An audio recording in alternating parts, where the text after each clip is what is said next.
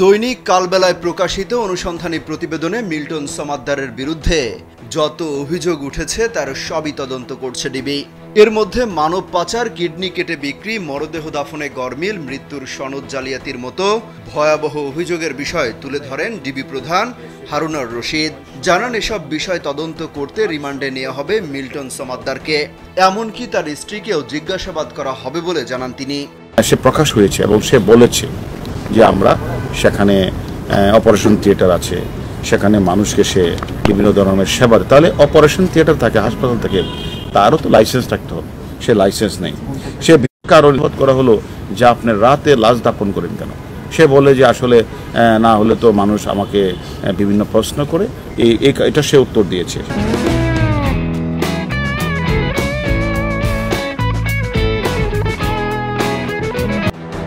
মানব সেবার আড়ালে প্রতারণার অভিযোগে সন্ধ্যা 7:30টার দিকে ডিবি পুলিশের একটি দল মিরপুর এলাকা থেকে মিল্টন সমাদ্দারকে গ্রেফতার করে। পরে রাত 8:30টার দিকে সংবাদ সম্মেলন করে মিল্টনের বিস্তারিত ফিরিস্তি তুলে ধরেন ডিবি প্রধান হারুনার রশিদ। এবং বৃদ্ধা আশ্রমে বৃদ্ধদের চিকিৎসা দেওয়া হয় না বলে গণমাধ্যমে এসেছে, সেটাও তাকে জিজ্ঞাসা করা হলো যে আপনি যে 30-25 লাখ টাকা খরচ করেন, টাকা পান কোথায়? এবং নিজেই ডেথ সার্টিফিকেট তৈরি করে ডাক্তারের সিল স্বাক্ষর জাল করে সে নিজেই মিডিয়ার কাছে শেয়ার করেছেন। এবং আমরা এটাও জেনেছি যে সে ইতিমধ্যে 900 লাশ দাফন করলেও 835 সালের সম্পূর্ণ গরমিল কোনো ডকুমেন্টসে দেখাতে পারে না। এবং তাকে জিজ্ঞাসাবাদ করলে তুমি এগুলি লাশগুলির পিছনে তোমার কারণ কি, লাশগুলি তুমি রাতে দাফন করো এগুলি, তখন কোনো এক সময় দেখা যায় যে সেখানে পাশে একটা মসজিদ ছিল, সেখান থেকে প্রশ্ন উঠেছে যে কিডনির পাশে সেখানে রক্তের দাগও রয়েছে।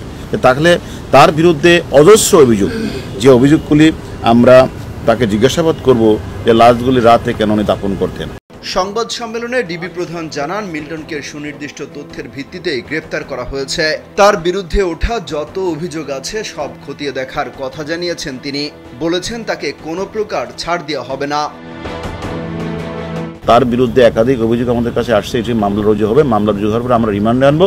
রিমান্ডে আনার পরে আপনারা যতগুলি প্রশ্ন করেছেন, আমরাও যে অভিযোগগুলি পেয়েছি সেগুলি পুঙ্খানুপুঙ্খ তদন্ত করা হবে।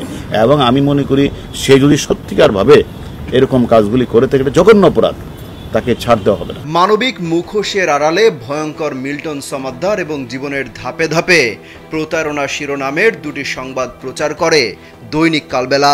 এরপরই সামাজিক যোগাযোগ মাধ্যমে তাকে নিয়ে শুরু হয় সমালোচনার ঝড়। মুখ খুলতে শুরু করেন ভুক্তভোগীরা। এরপর মাঠে নামে ডজন ডজন সাংবাদিক। উঠে আসে তার একের পর এক ভয়ঙ্কর প্রতারণা আর অপরাধ জগতের তথ্য।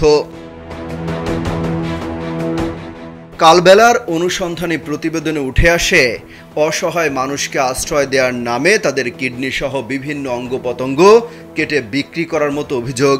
অনুসন্ধান করতে গিয়ে এমন বেশ কয়েকটি পৈশাচিক ঘটনার প্রমাণ দৈনিক কালবেলার হাতে আসে। মিল্টন সমাদ্দারের আশ্রয় কেন্দ্রে গোসল করানোর সময় দায়িত্বপ্রাপ্ত ব্যক্তিরা প্রায় প্রতিটি মরদেহের বিভিন্ন স্থানে কাটা ছেঁড়ার দাগ শনাক্ত করেন। এ নিয়ে প্রশ্ন করা হলে সেখানে মরদেহ পাঠানো বন্ধ করে দেন তিনি। গণমাধ্যম কর্মীরা এ নিয়ে প্রশ্ন করলে অসঙ্গতিপূর্ণ কথা বলতে থাকেন মিল্টন সমাদ্দার। কালবেলার হাতে আসে মিল্টন সমাদ্দারের বেপরোয়া জীবনযাপনের বেশ কয়েকটি অডিও ভিডিও। সেখানে তিনি স্বীকার করেন কিভাবে ঢাকায় এসে চুরি চাট্টামি করে অর্থ উপার্জন করতেন। মানবতার সেবকের আড়ালে গড়ে তোলেন বিশাল অপরাধ চক্র, যাদের দিয়ে দখলদারির পেশায় নামেন তিনি। প্রতারক মিল্টন সমাদ্দারের চাইল্ড অ্যান্ড ওল্ড এজ কেয়ারে কাজ করেছেন নাম প্রকাশ না করার শর্তে এমন একজন জানান, ওই আশ্রয় কেন্দ্রে কোনো রোগী অসুস্থ হলে সরকারি হাসপাতালে নেওয়া হয় না, সেখানে রেখেই চিকিৎসা করা হয়। কারণ মিল্টন সমাদ্দার চান না কেউ পুরোপুরি সুস্থ হোক, এটা আসলে তার ব্যবসা। কালবেলায় সংবাদ প্রকাশের পর থেকে তাকে দ্রুত গ্রেপ্তারের দাবি জানিয়ে মানববন্ধন পর্যন্ত হয়। মিল্টন সমাদ্দারের বাড়ি বরিশালের গুটি এলাকায়। জন্মদাতা বাবাকে পিটিয়ে ঢাকায় আসা মিল্টন পদে পদে প্রতারণার জাল বিছান।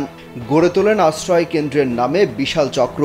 অবশেষে রক্ষা পেলেন না ডিবির জাল থেকে। অমিত হাসান রবিন, কালবেলা।